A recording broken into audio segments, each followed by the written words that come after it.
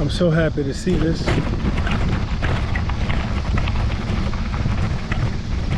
Shoot.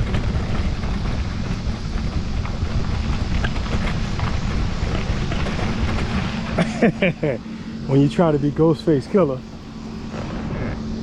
and you're not.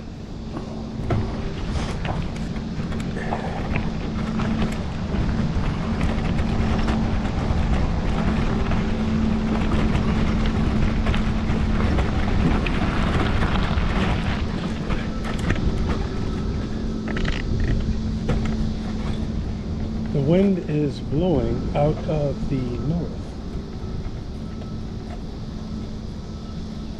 That ain't the best wind to fish, but I really need to fish. Like, I feel it in my bones. I really need to fish.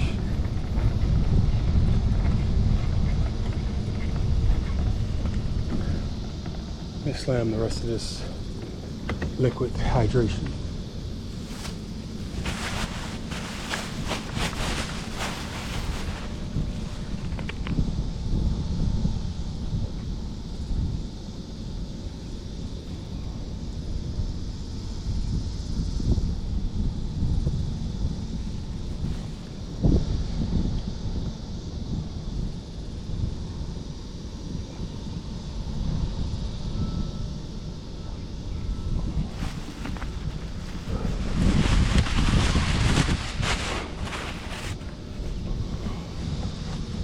All right.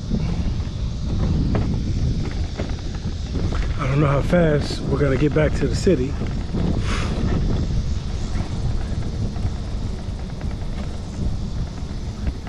But we sure gonna try.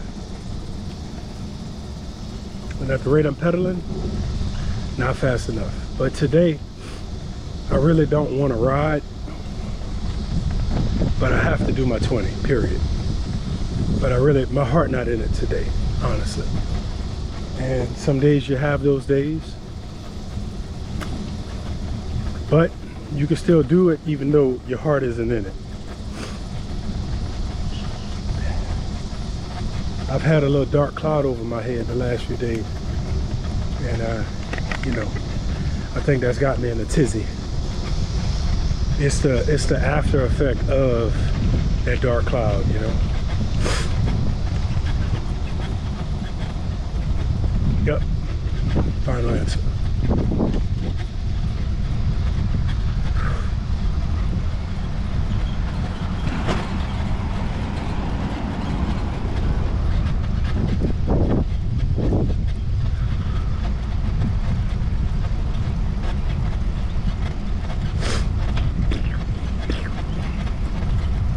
Ooh.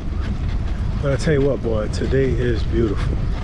There's no way you could be outside and think of anything else but how beautiful it is and how wonderfully created things are. Which leads me to my own thesis. Some people believe in the Big Bang, but what they don't realize about the Big Bang, a few things. The Big Bang is not the original coined term to explain the start of life, civilization, creation, etc. It has a totally different name. The Big Bang was just what was adopted by humans. However, with that being said, who started the Big Bang? You know, who started it? You know, so that's just something to think about. What started the Big Bang? If you look at the laws of what we do understand and know, like physics, an object will stay in motion, you know, until a force equal, greater, right? But who started the Big Bang? I do believe personally that the spark of creative combustion was started. And if you want to say Big Bang, I'll accept that. But what started the Big Bang? Because it didn't just happen. It didn't just happen. I think they say scientists have a telescope or a satellite or something where they could see the actual start of the Big Bang, you know? But what started it? That's what I focus on more than whether the Big Bang is true or not. Something started the spark of life. What was it? And when you come outside on a day like today, you know exactly what it was. You know? You know exactly what it was.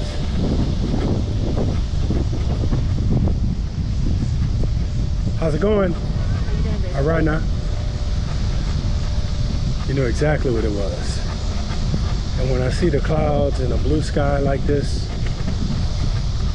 you know, even though I might have a dark cloud over my head, I can't, it's irrefutable. It's undeniable. I mean, look at it, you know? Look at it. Look at it, you know? You can't deny that. You can't deny that.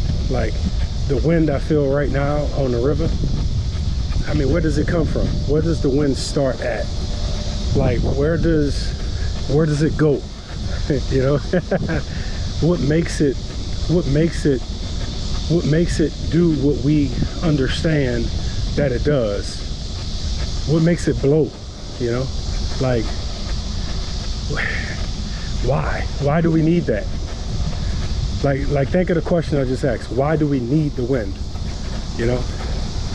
What's up? Like, why do we need the wind?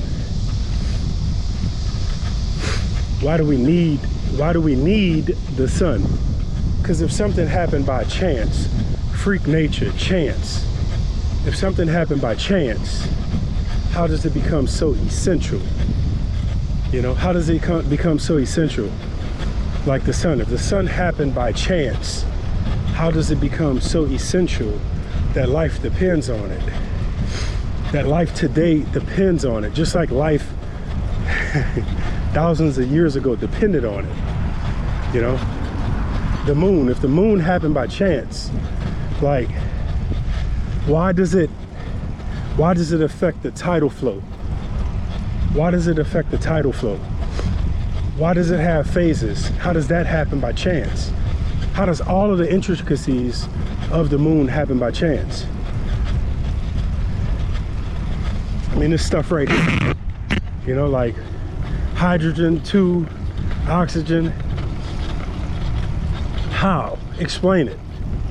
Explain it. Like, explain it. And what tells it to stop right there and not right here, you know? Like, explain it. How does this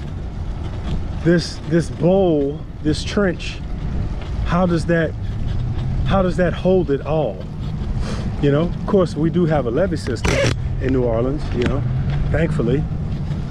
But how does all of these things, the sun, the moon, water, the wind, how does all of these things come about by chance, but yet they have a very essential function to life? For example, take an animal, take a mammal, the woolly mammoth, or take take a different animal that was around in the 1st century called the auroch, A-U-R-O-C-H. It was a bull and it was a man-eater, right? Take that. Some people say the woolly mammoth never existed, and I'm fine with that. But they're not gonna say that about the auroch.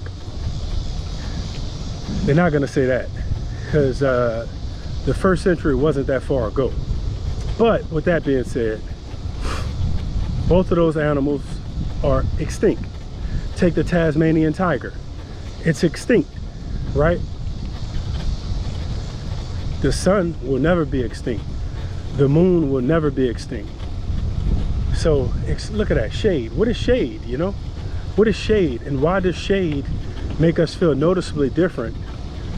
You're in full sun, and then the sun gets covered by a cloud, and you experience a cool sensation, a very fresh, reinvigorating sensation because of the sun being blocked.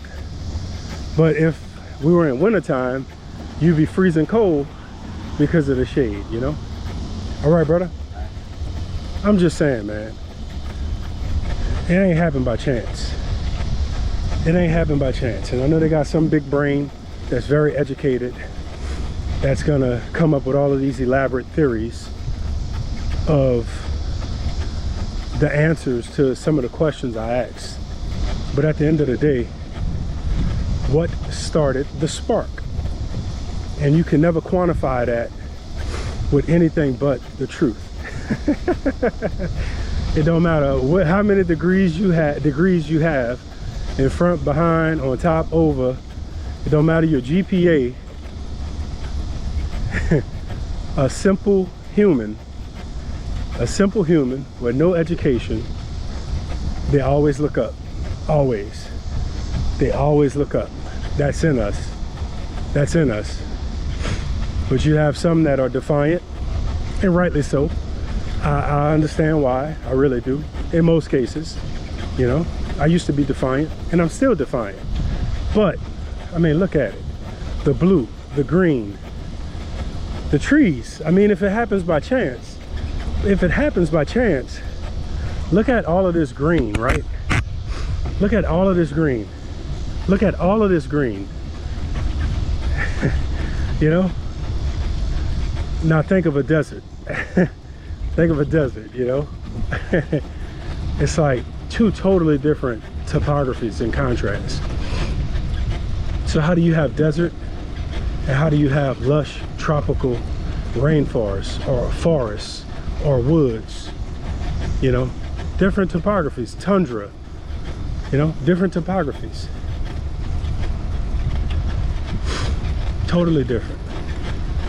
Everything he made.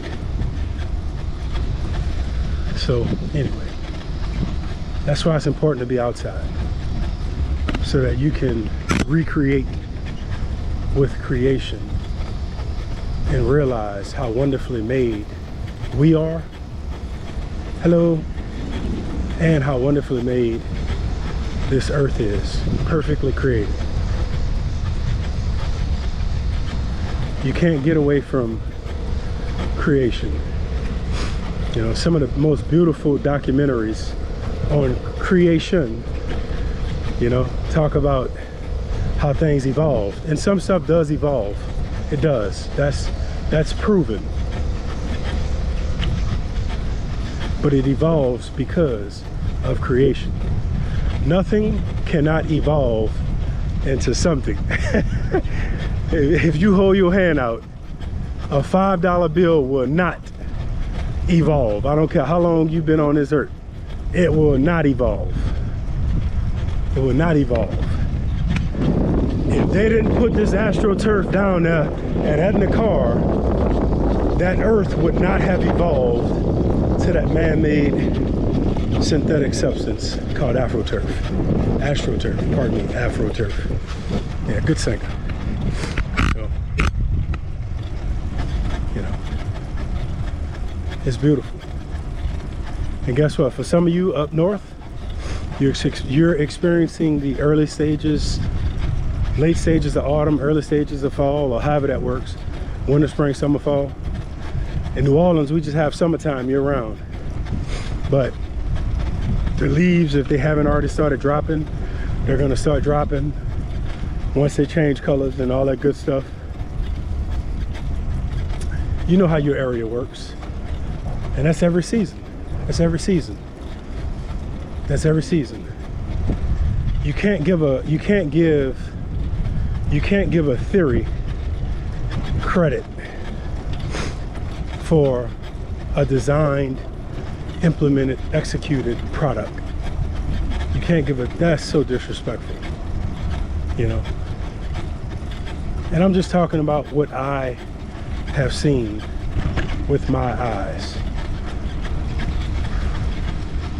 and how I have deduced some of the simple things in life that people make so complicated through algorithms and theories and hypotheses and strong opinion and narcissism. But I hope you've enjoyed this short little video of my nonsense as an uneducated nobody on this wonderful earth for the few years I'll be here. For the few years I'll be here. It's been a good run. It's been a good run.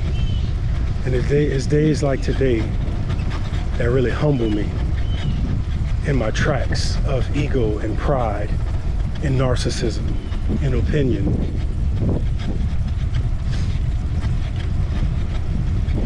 I had a friend who was abroad, and in the country they were in, you don't have the right to freedom of speech. And I asked them to ask their other friend, you know, like, how was things where they were? And they were like, it's good. It's good. And I couldn't believe that. I could not believe that they would say it was good. You know, I couldn't believe that. But then I realized how opinionated I was brought up as an American because of my basic God-given right to freedom of speech, freedom of press, freedom to assemble, freedom to think and dream and grow and create based off of a concept, and how unrestrained that is. But when you go other places around the world, folks can't use their opinion, and they can't use it strongly. If they do, they have to go with the flow. So sometimes, depending on where you are in the world, hello, how's it going? All right. Depending on where you are in the world, you have factors that other people don't have available. You know, you could put all of this energy and passion and emotion into hollering and saying how you feel. Other places you can't do that. So it's a totally different argument. It's a totally different argument. But anyway, y'all know that. Y'all are educated. You know, y'all are educated. They're some of the highest schools of learning. So y'all know.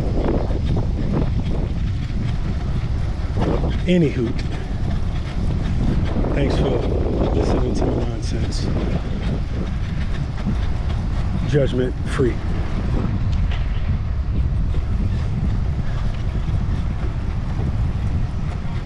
I hope I'm able to go fishing, and I hope I'm able to hit some big boys.